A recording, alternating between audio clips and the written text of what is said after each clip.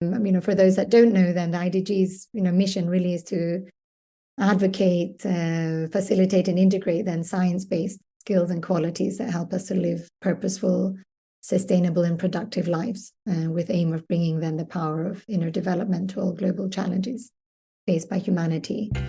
This is a podcast called Walk, Talk, Listen.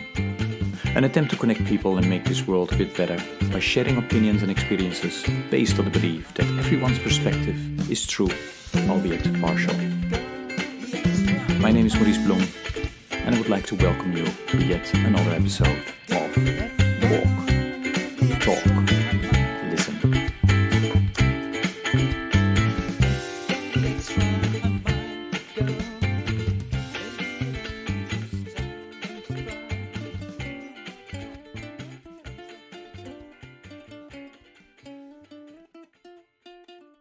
Okay, good day everybody. This is another episode of the podcast Walk, Talk, Listen. And as always, I'm delighted with today's guest who will introduce herself. Maria, please go ahead.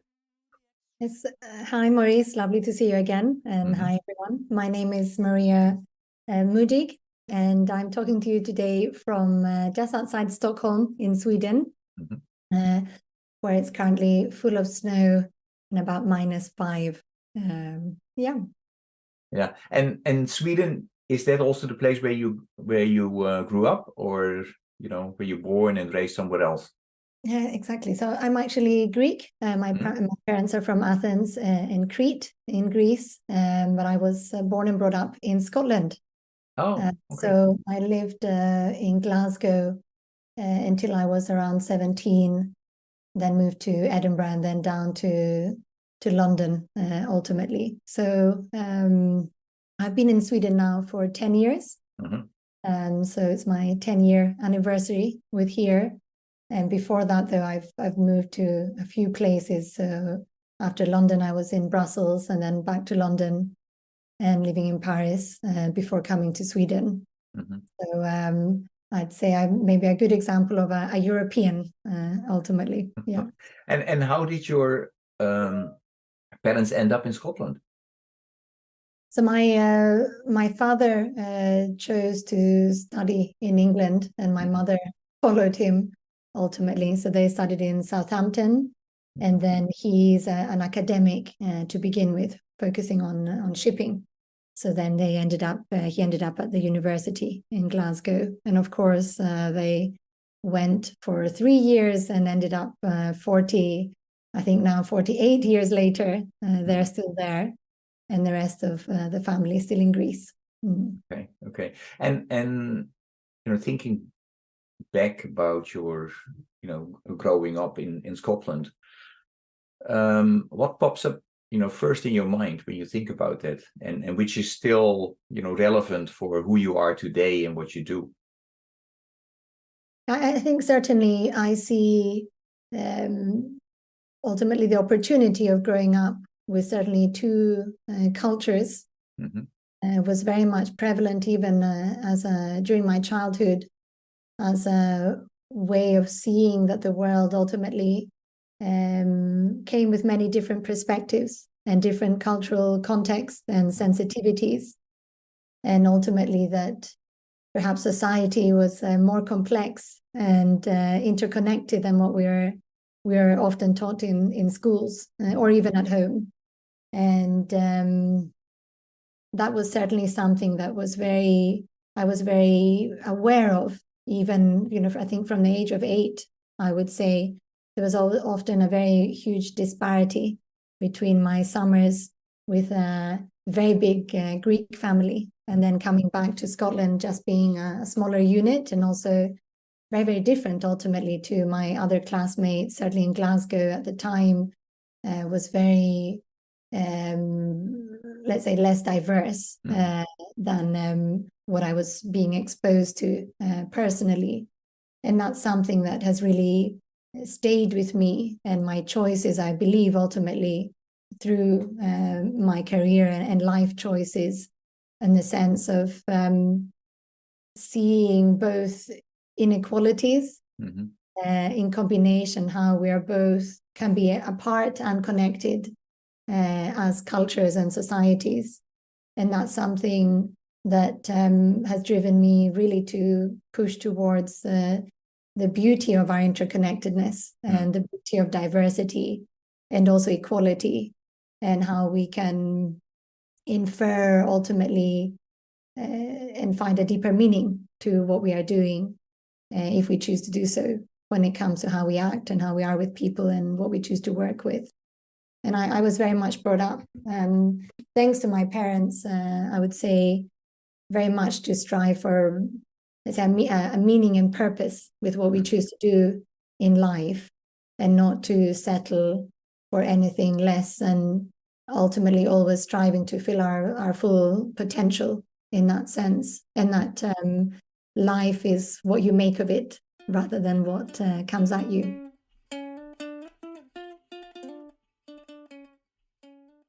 And how does the decision from your side to study at the University of Edinburgh, how does that fit into that?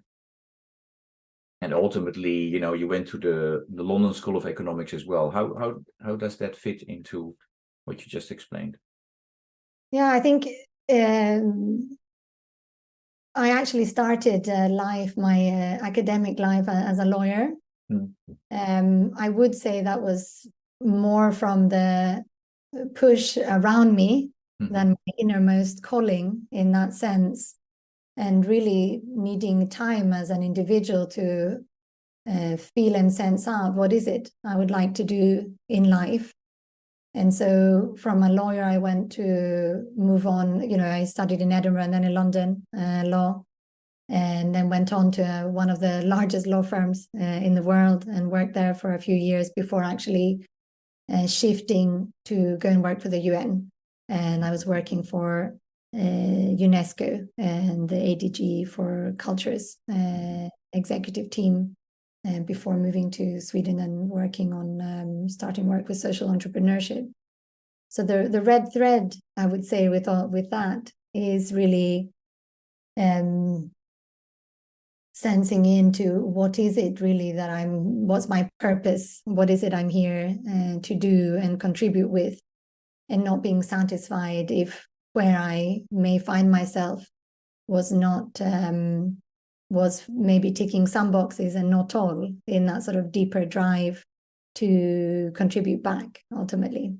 So I ended up, as a finance lawyer doing the closest thing to social impact possible, which was then at the time project finance law.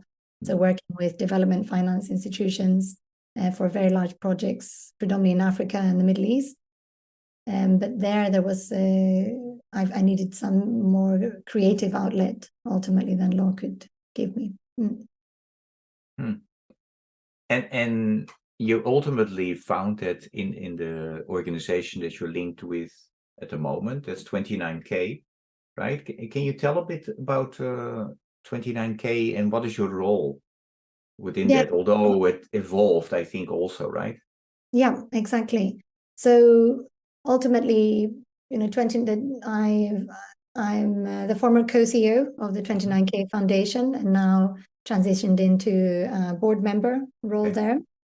And ultimately, 29K is looking at what inner capacities, or rather looking to develop inner capacities we need to not only cope, but also thrive in life for a more flourishing world and planet.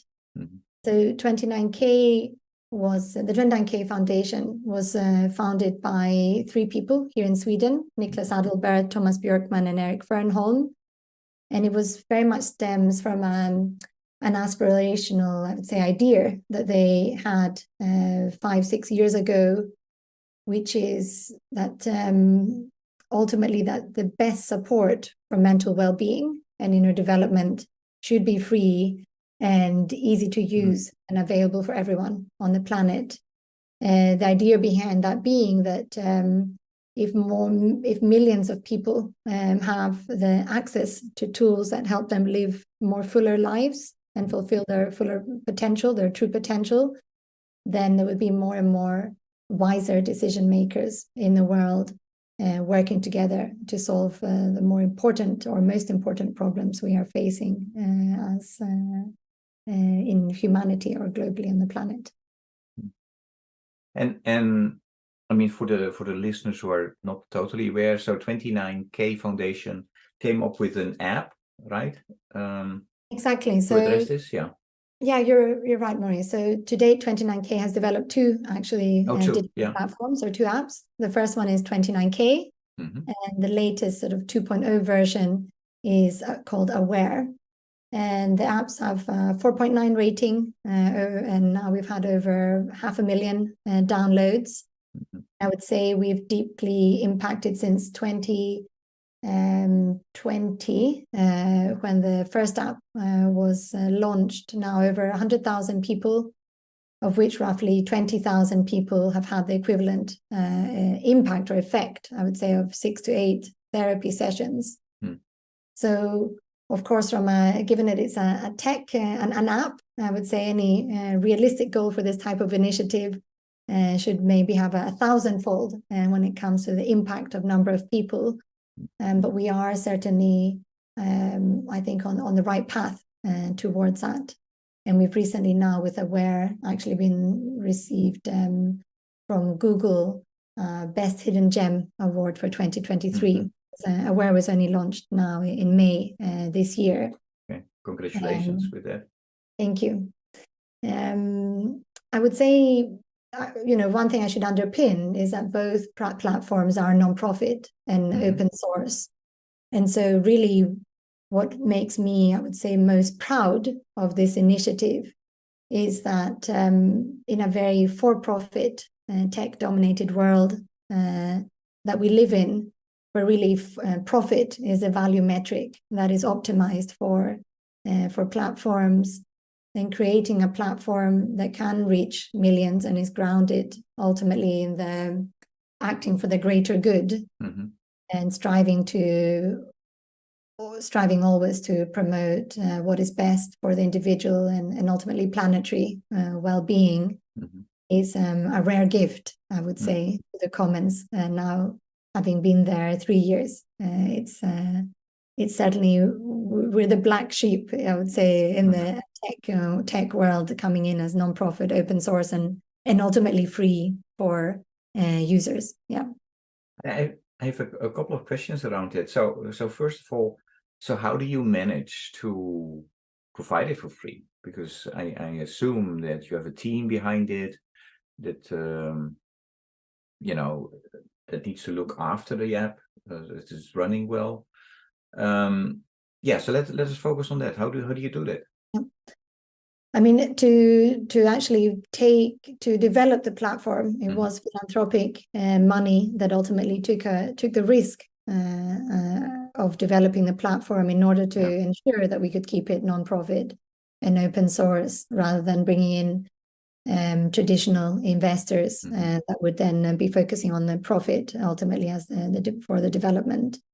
And then now today we are funded on let's say a traditional non-profit mix of both. We can have corporate partnerships now, because we can provide services to corporates as well as philanthropic money and institutional funding as well.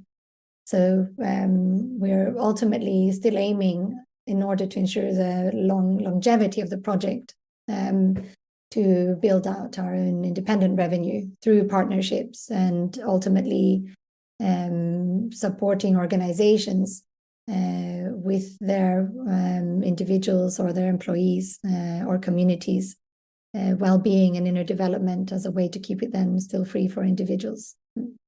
And what I noticed, I mean, you did include the possibility for people to donate, right? So are people providing donations for it? Because that's what you hope for, right? That they see the value and that they think, well, I would like this to continue, so I would like to support it. Yeah, I mean, we can definitely, there is an ability to donate via the app and from our web page. And of course, if you want to support or partner or spread the word, that would be amazing for anyone listening. I mean, I think there's a fantastic example actually from Nipun Meta with Service Base, where it's all based on donations. I think in our case, it's the combination of different types of funding that has ensured our sustainability in that sense. But we are very much focused on a Wikipedia style model with the 29Ks, both aware and 29K platforms, where researchers, organizations can come with evidence-based tools or content that they can put on the platform and use with their communities, but ultimately whatever content is developed is then made available not only to your target group but to all as well. So it's very much this case of paying it forward through partnering together, and of course through donating.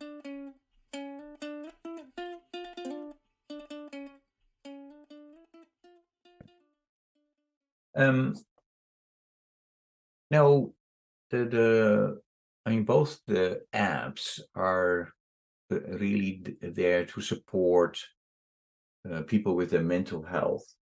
If you look at the folks that are signing up and are using the app, is there a specific age group that really is using this? So I can say ultimately it's a privacy by design platform. So we know very little about our users from other than seeing the usage itself. So we have zero data on any user. It's all on the user's own device. But from follow-up questionnaires, so from those that have then chosen, those users have then chosen to follow up with more data, then we know there is really a spread, because it's also available for youth. So it's really from age 15 until 90 plus in that sense, the sweep. And we have users from over 200 countries now. I would say there is a very big chunk just from the responses we've received, of course, really from late 20s to late 40s. So that's a very big sweep. And the majority of people that have answered have been women as well, female. But of course, that's just from those that have answered. We can see from feedback, let's say comments, anonymous comments in the actual platform or in the app, that it's, and from users we see, because we ultimately it's you have peer-to-peer groups, and then you have facilitated group sessions, as well as being able to do things on your own. So from the live group sessions that are facilitated, there is a broad sweep of ages and backgrounds as well. Okay. I would like to go back to you and your role within the organization. So you were the co-CEO before. Well, before that, you were the COO, okay? And now you're a board member. Why did you decide to stop, to take another role? And how do you see yourself? I mean, what is the next steps for you? Because I'm assuming that being a board member doesn't pay the bills. So no, that's a great question. And what we took a decision now in the summer to actually restructure the organization and open it up in a way that meant we could really stay true to the original vision, which was a Wikipedia ultimately for mental well-being and inner development. And with that restructure, we shifted to a collective or project-based team approach, in order to allow then more project teams and organizations to be able to support, to build out both the content in the platform and help spread both awareness and outreach. So in as part of that, then it didn't make sense ultimately to have a CEO, I would say, overseeing just a CEO, I would say, overseeing the whole organization. Rather, we've created a steering group then of key representatives from the core then team, that focuses not only on maintaining but rather developing the core experience for the individual user in the platform, whilst the larger network, and of course including the board, then focuses on both the strategic development and also then the awareness raising and advocacy around the platform, and bringing in those different collaborators and partnerships. Okay. And then as to the question of what next, I'm gifting myself, or I have gifted myself this autumn as a time to regenerate. I would say it's been a very intense 3 years, and also to really sense in with the sort of, what is actually the next right step for me in that sense, with things that I've learned ultimately so far. Where can I best be of service? So there's a number of different opportunities, and choosing to force myself to take time. So did you figure that out already, or you're still in the process of reflection, and where do we go from here? I mean, in terms of I'm still in the process, but certainly I feel like a strong calling to be somewhere where I can really focus on collective action across several initiatives. In that sense, I see a need for more of us to be striving for less silos and more collaborative and cross-sectoral collaborations, where we can support ultimately the ego and anxieties to come out of the room and really come to more deeper collaborations for a more accelerated approach to building a better world ultimately.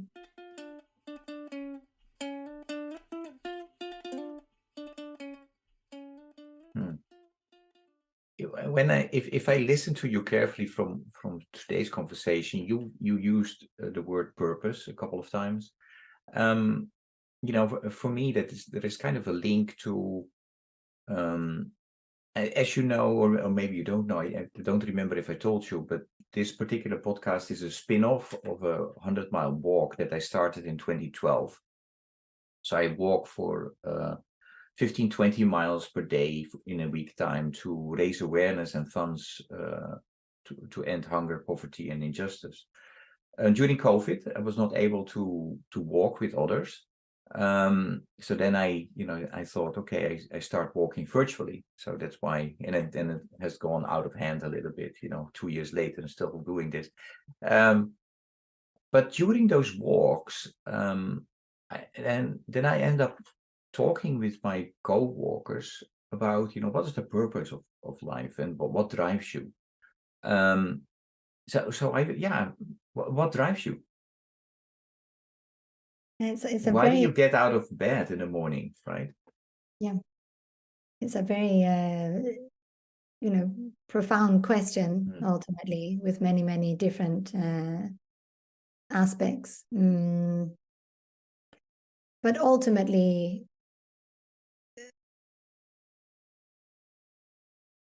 when I just heard this question now, what comes to me really is, how can I contribute to making the world better, not only for my children, but my children's children, and really thinking, as very wise indigenous leaders have for many centuries and still today, considering 7 generations ahead.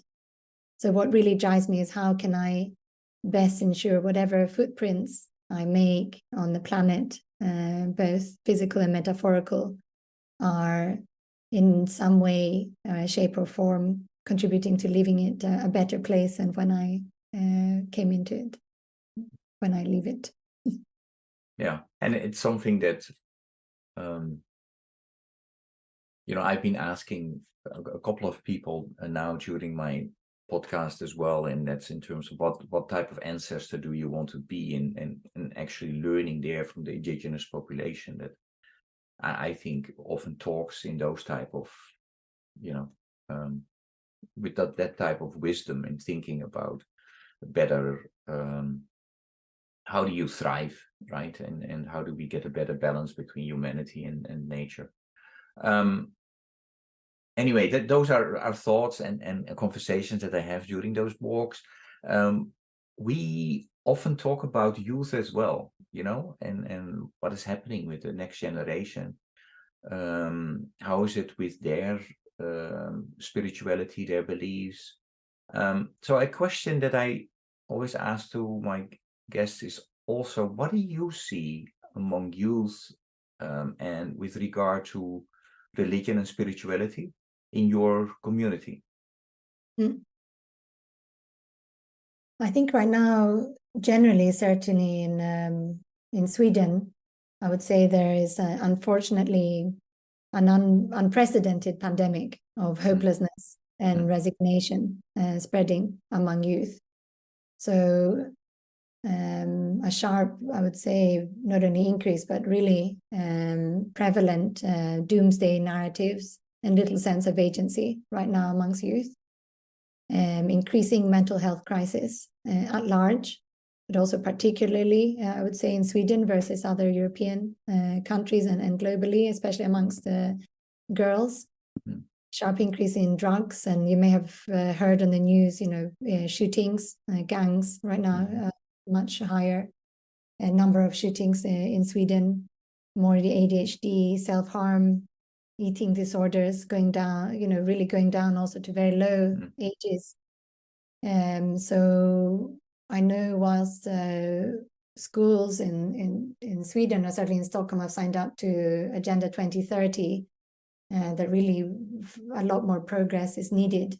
And then linking that, of course, to religion and spirituality, it is a much greater, it seems certainly from reports and, really initiatives that are working directly with youth, a great disconnect ultimately within communities, across communities, but also within themselves and with the community at large.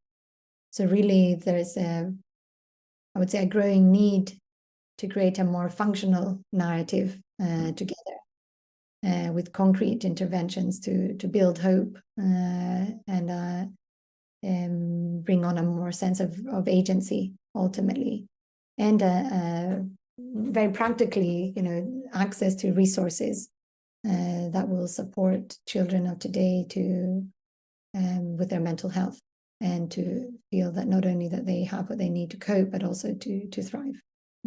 And what do you think is the reason for that? Or is it some people are saying, well, maybe this is also because we just have more information, we know more what's going on in the world, and it's not very different than how it was in the past. What is your take on that? I mean, my personal take is that we are, I think, the individualistic society where self has taken a very, and me has taken a very sort of core role in how we both act and are exposed today in society, are ultimately leading to more and more destructive behaviors, because it's taking us really more and further away than what we are even genetically, have evolved over hundreds of thousands of years now to become, in that sense that we are a social species. We thrive best together. And so I think it's not only, youth really are at the cusp, the first wave in their lives of what is a much longer story when it comes to humanity and the trajectory that we have taken. And unfortunately, it's coming, I believe it's, coming more and more to a head in that sense, with this individualistic approach, where we are really at a crossroads where we are running out of time ultimately to make a radical shift in how we are, in what systems and structures we are holding humanity up with in the world, in that sense, and not least youth, our children.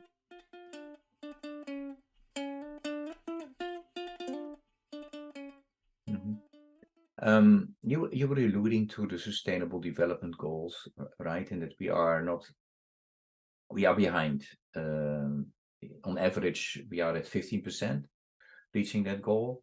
And well, we met each other at the Inner Development Goal Summit, the second one, and the people are going there because they think that one of the reasons, if not the main reason, that we are not reaching those goals is that we are not paying proper attention to the abilities, skills, and knowledge that you need as an individual and as a community.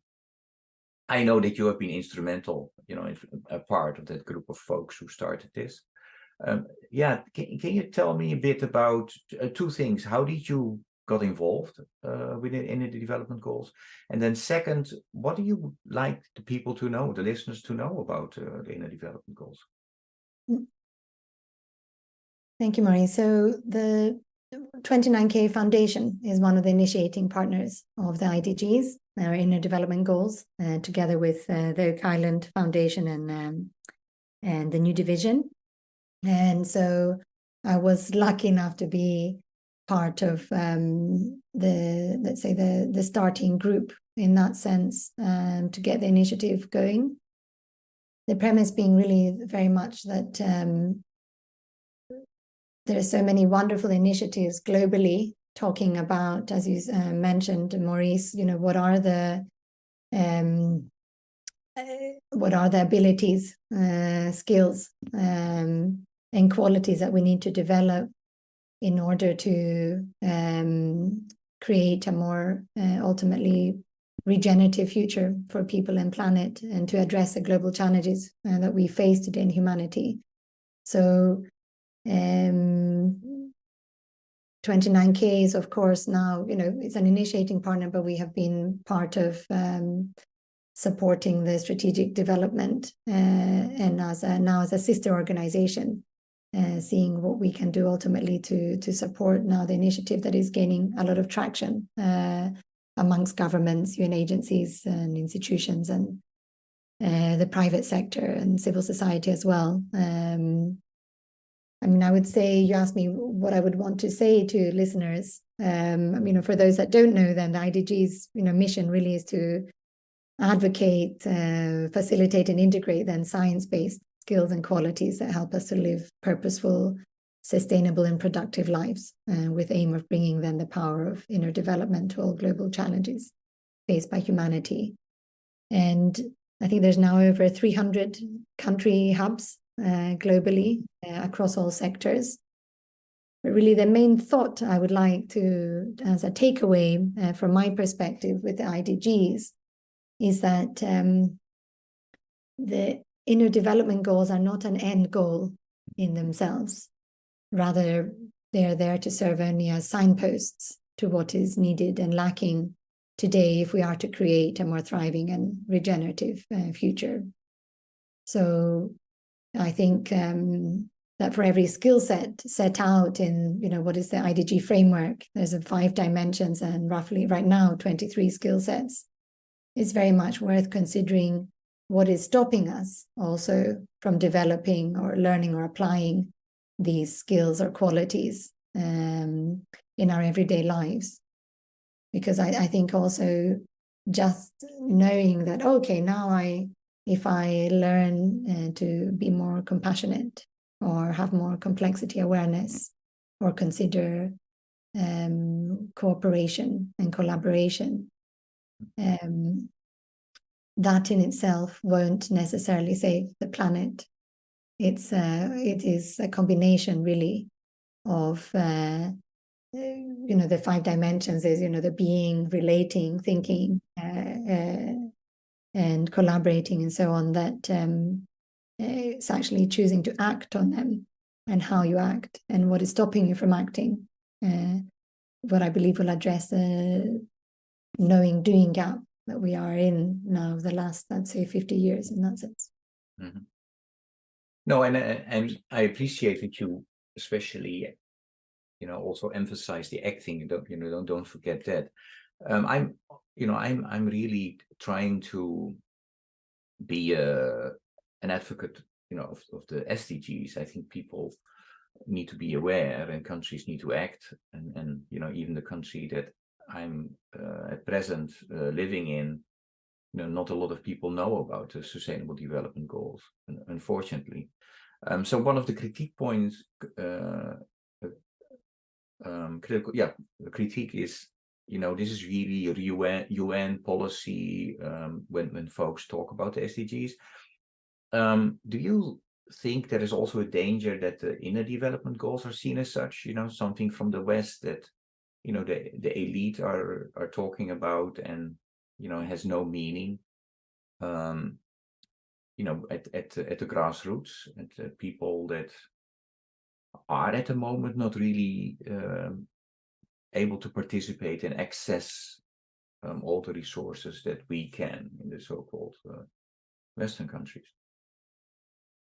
I think there's a very valid critique in the sense of, I'd say the IDG framework as of today, that stems from around 4,000 answers, predominantly from Western countries when it comes to both from experts, research and leaders across sectors. And that is why the current phase for the IDGs is now to what's called a one question global survey, where the initiative is looking to gather at least 100,000 answers globally from all countries, I would say, and communities in the world, to ensure that both cultural context and also local wisdoms are taken into account when it comes to having a mapping, and certainly not a definitive mapping of what skills and qualities and abilities we need to start to act more proactively and a level that's not seen yet when it comes to the SDGs, certainly. And I think there's a very conscious, the team in the IDGs is very consciously certainly not aiming to set the IDG framework as the be-all and end-all in that sense. And I think we need to be very careful to make sure that that is also represented when talking about the IDGs. Yeah. Mm-hmm. Yeah. No, I appreciate that. Although I think it's, maybe unfortunately at the moment, as a world, as humanity, we're very quick with criticizing all kinds of things instead of saying, looking at how can we use that to create change? Where do we agree? And how can we move forward? And I think that's very much necessary. Well, one of the things that I hope that I will be able to establish with this podcast is connect people and show different perspectives. And again, when you listen to Maria, when you listen to the previous guest, Freddie, that you say, okay, I don't necessarily agree with everything he or she's saying, but hey, this is interesting, and there I could start a conversation and a dialogue, which is so important in this polarized world. So I have a question for you from the previous guest. We see what is going on. We see a lot of initiatives about to make this world much more peaceful. But yet this world is not peaceful at all. What can we do differently? We know that we have a lot of initiatives, and we have so many trainings, and people actually very highly skilled to even share those skills to others. We have good people. We have also other people who do not really get into the process of making this world peaceful. So And these have been there for long. And in order to bring back hope, what can we do as a human being? And what can we differently to make this world a better place to live? Ooh. Yeah, I think really what's coming to mind for me is actually what Phoebe Tickell talks on imagination activism, in that sense, that we do not have to accept the status quo, and that we do have the power as humans to not only imagine the world, a better world that we want to create, but also to act on it. And I truly believe that the power of the few can impact the many in that sense. So we think you have a good example there from let's say well, there's many good examples of that, but certainly thinking back to what stemmed before 29K as well, was one of the founders wrote a book called The Nordic Secret here, and that talks about the Bildung and folk school movement in the Nordics back in the late 19th, early 20th century, where all members in society were given the chance to go for a 6-month retreat, where they were able to work on their inner capacities and skill sets, and very much the ones they perhaps like on the inner development goals framework. And then from that, you had then the statement really is that from these folk schools and giving the chance for education and a deeper education to the many allowed then the knock-on positive effects in the Nordics when it came to the great transition from very impoverished countries to some of the happiest, let's say, prosperous countries in the world. So long story short, looking at can a few key initiatives change the trajectory for the many, even if not everyone is choosing to act. And I truly believe that if we can imagine the world that we want and create opportunities and access then to tools for a good percentage, that we would all then stand a better chance of having a better place to live, right? Yeah. Your question for the next guest.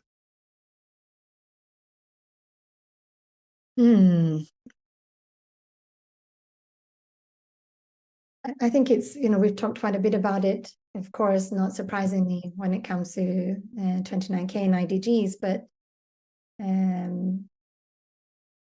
I would flip it then to really want to ask the next guest on what qualities, abilities, or skills do they believe we need to develop to change our trajectory and to start to build a more sustainable and regenerative future for people and planet.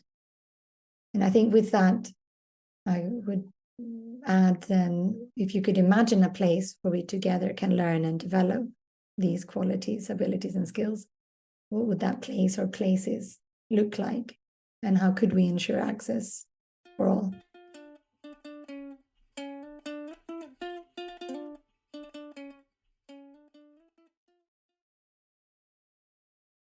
Nice. Music is very important to me, so I always ask a question about music as well. If I ask you to come up with a piece of music or a song that embodies for a big part what you are about, which song would that be and why? This is such a difficult question because I love so many different types of music, depending on, it's really, for me, music is a great, it gives me great strength, Maurice. This is not a nice question. Well, for what it's worth, some people have been cheating and they gave me three different titles. So. Ooh. Well, so if you really cannot choose, yeah, I think my son, as part of, I have blessed with 3 children, and they have a winter concert at their school.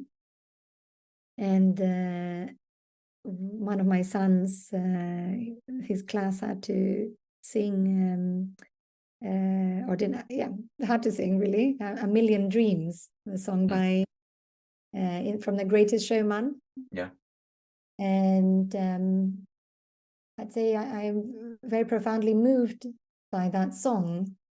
I think it's, especially when hearing my son and the class sing it, because ultimately it's very much linked to what we've talked about today in terms of not accepting what you're given or the status quo and imagining the world we want to create. And despite counter forces around you, sticking the course ultimately. Yeah. So I will pick that one, and then there's a myriad of others that I will keep myself. No, and I don't know if you are aware, and to remind the listeners, so we will add this particular song to a playlist that we developed on Spotify. If you go to Spotify and you search for hashtag Walk Talk Listen, you will find all the songs that have been selected by or picked by my guests so far. So thank you. Here in the States, there's a person called Steve Hartman of CBS. I don't know if he's still doing that, but he used to at least examine how one simple act of kindness create a ripple effect. I have 2 questions to you about this. Is one, what do you think about the potential of one simple act of kindness in creating a ripple effect? And then the second part of the question is, if I ask you now on the spot to come up with a simple act of kindness that you would do this week, what would you do?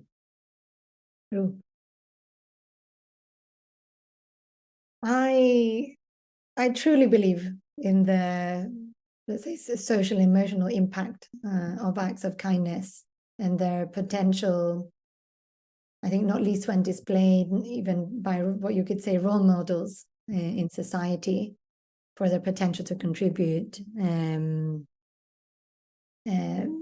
to the greater good or the establishment or modification of social norms in that sense.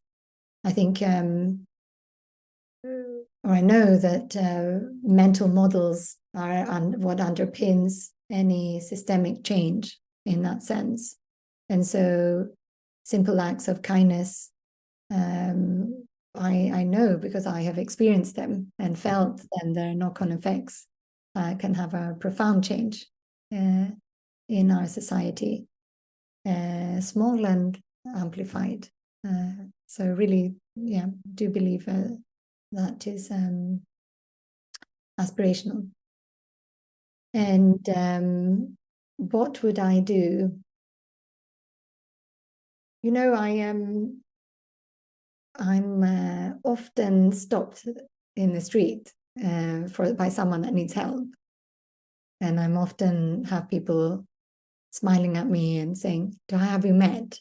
So I very much an advocate for being kind to whoever needs help, or actually just taking the time to smile at someone, a stranger. And so what would I do this week?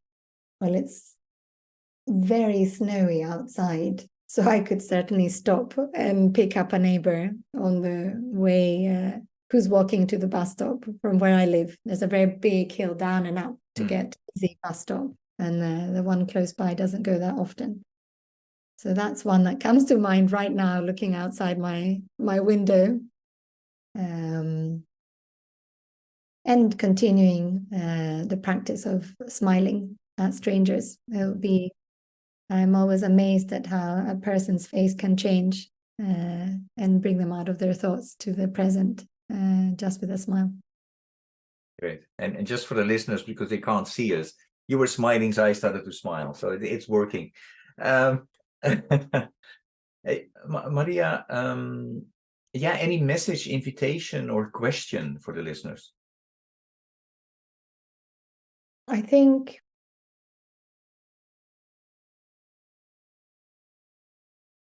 to the extent that you can, I believe it's very important in today's world to stop and ask yourself, are you working with something that provides meaning and purpose?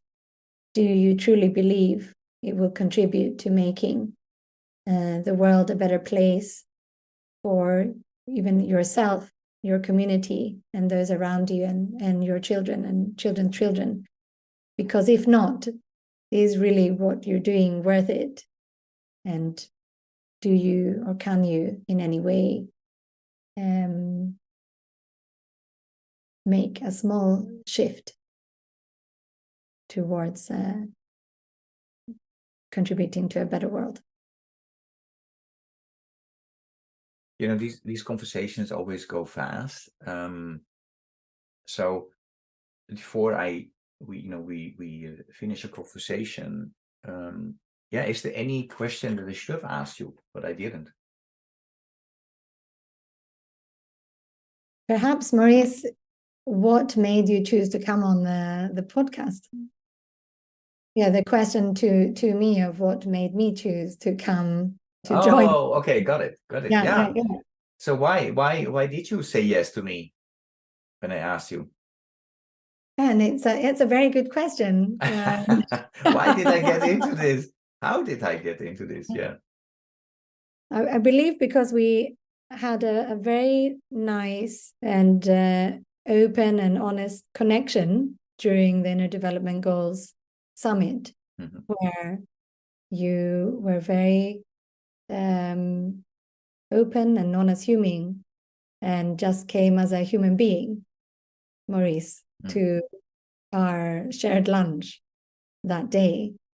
And no matter what backgrounds or experiences or positions in life, I'm always drawn to individuals that have the ability and courage to just show up as a human being and start a connection of that point. So thank you. No, thank you for which that's very nice to hear. I mean, you always try. I mean, that's again, that's what I try to do with this podcast as well, right? Is that I hope that in a way we have much more in common, than we think often, and that should be enough to start a conversation and to share, our perspectives and again, at the end, we don't have to agree, but I think it helps to understand more context where people come from. And we should do that more. I really think that will contribute to a better world. I'm totally convinced about it. And I think that's also, from my perspective, what the inner development goals are about, or whatever you call it, right? But that there needs to be a better balance between inner world, outer world. I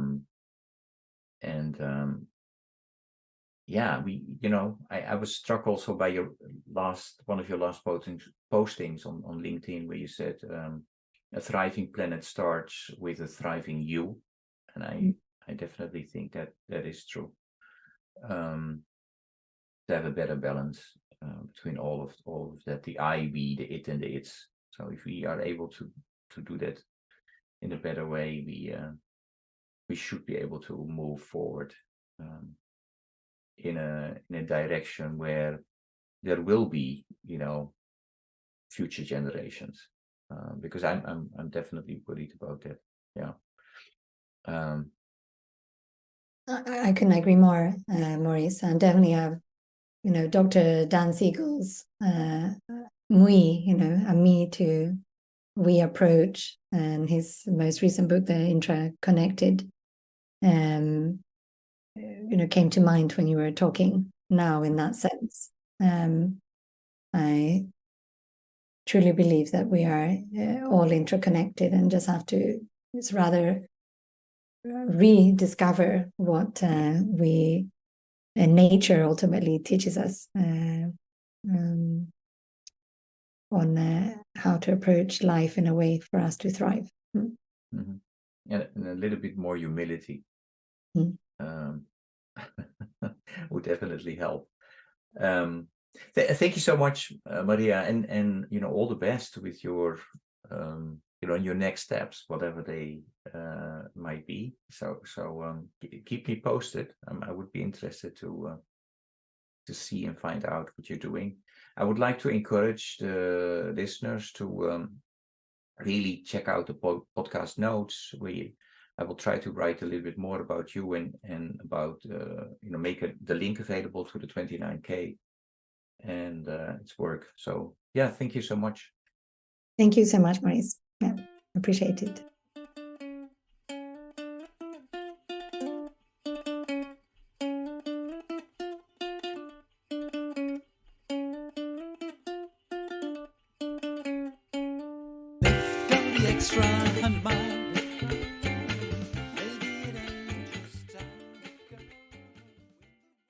Thank you for listening to Walk, Talk, Listen. Please check us out on 100mile.org or follow us on Facebook or Instagram.